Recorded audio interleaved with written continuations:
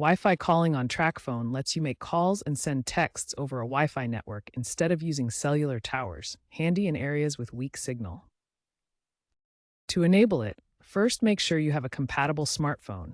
Most modern smartphones like the Samsung Galaxy A55 or Google Pixel 9 support it. Then, on Android, go to Settings, Phone, Wi-Fi Calling. Toggle the feature on, and if prompted, sign in with your Tracfone account. On iOS, it's Settings, Cellular, Wi-Fi Calling. Toggle the feature on, and if prompted, sign in with your Tracfone account. Android users can also use the Tracfone app for extra features like call forwarding. If you run into issues, simply restart your phone. To be eligible, you need an active Tracfone plan and be within Wi-Fi coverage. International Wi-Fi calling is available in some countries with roaming add-ons. Keep in mind, Wi-Fi calling uses minimal data. If your Tracfone's Wi-Fi calling isn't working, a few things could be the problem.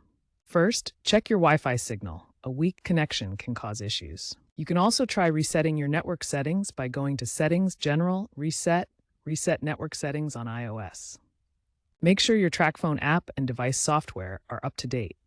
VPNs or firewalls can sometimes block Wi-Fi calling, so try disabling them. If none of that works, contact Tracfone support. They might need to verify your IMEI number. Wi-Fi calling requires Android 9 or iOS 13 and a Tracfone SIM card. By 2025, more users are relying on Wi-Fi calling, especially in rural areas where cellular signal is spotty.